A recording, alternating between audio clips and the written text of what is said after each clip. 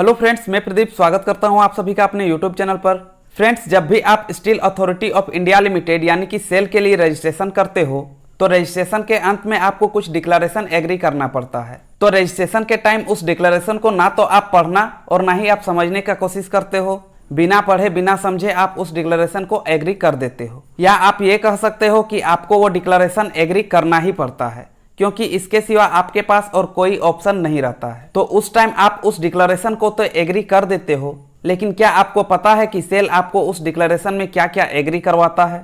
अगर आप ये जानना चाहते हो तो इस वीडियो को बिना स्किप किए पूरा देखें।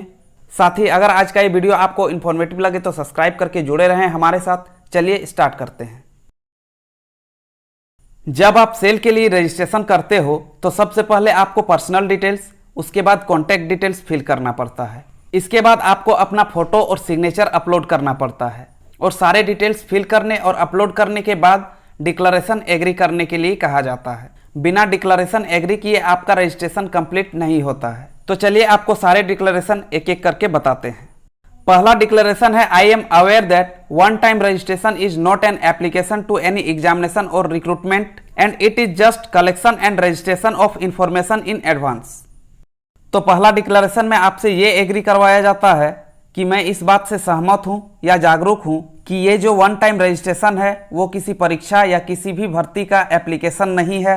ये सिर्फ एडवांस में इंफॉर्मेशन का कलेक्शन और रजिस्ट्रेशन है, क्योंकि रजिस्ट्रेशन के दौरान आपसे ना तो ये पूछा जाता है कि आप कहाँ तक पढ़ाई किए हो या आप किस लेवल के लिए अप्लाई कर रहे हो। आपसे सिर्फ आपके इंफॉर्मेशन लिए जाते हैं और आपका रजिस्ट्रेशन कर दिया जाता है। और इससे आपको ये बेनिफिट होता है कि जब भी आप किसी रिक्रूटमेंट के लिए अप्लाई करते हो तो आपको अपना सारा डिटेल्स दोबारा फिल करना नहीं पड़ता है, और आप कम समय में ही किसी भी रिक्रूटमेंट के लिए आसानी से अप्लाई कर लेते हो। इसके बाद आपसे ये एग्री करवाया जाता है कि I am also aware that even though I have registered in one time registration I have to apply separate application for each recruitment / examination. The particulars furnished in the recruitments online application will be the final one for the selection. इसका मतलब यह है कि मैं इस बात से भी सहमत हूं कि भले ही मैंने वन टाइम रजिस्ट्रेशन के लिए रजिस्टर किया है, फिर भी हर रिक्रूटमेंट या एग्जाम के लिए मुझे अलग अलग से एप्लीकेशन सबमिट करना होगा, यानी कि अलग अलग रिक्रूटमेंट के लिए अलग अलग अप्लाई करना होगा। और किसी भी भर्ती के ऑनलाइन एप्लीकेशन में जो भी ब्यौरा या विवरण प्रस्तुत किए जाएंगे वो सिलेक्शन के लिए अंतिम होंगे। यानी इस रजिस्ट्रेशन फॉर्म में आपको यह भी नहीं बताया जाएगा कि किस भर्ती के सिलेक्शन के लिए आपके एलिजिबिलिटी क्या होना चाहिए। इन सभी चीजों का डिटेल्स आपको आपके रिक्रूटमेंट के एप्लीकेशन में मिल जाएगा, और हर रिक्रूटमेंट के सिलेक्शन के लिए अलग अलग नियम भी होंगे।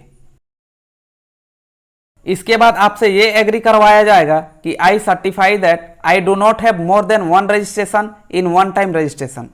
इसका मतलब यह है कि आपसे ये भी एग्री करवाया जाएगा कि मैं ये प्रमाणित करता हूं कि मैंने वन टाइम रजिस्ट्रेशन में एक से ज़्यादा बार रजिस्ट्रेशन नहीं किया है। और अगर आप ऐसा करते हो और एक ही रिक्रूटमेंट के लिए एक से अधिक बार अप्लाई करते हुए पकड़े जाते हो तो आपको इसके लिए पनिश किया जाएगा। हो सकता है कि अगले कुछ सालों तक आपको सेल के किसी भी रिक्रूटमेंट के लिए अप्लाई करने नहीं दिया जाए।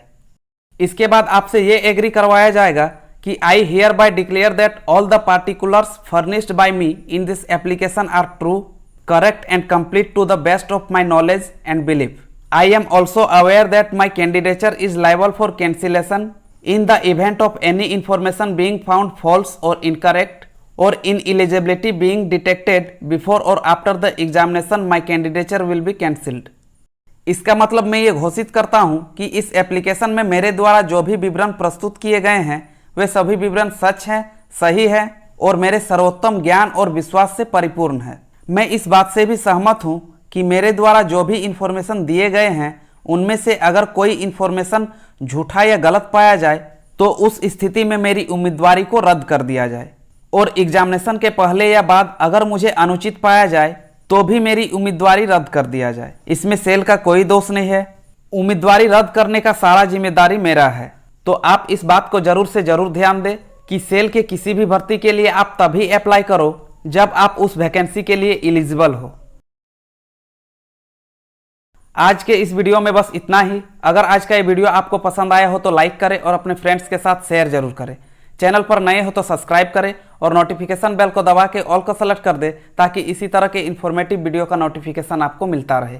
धन्यवाद।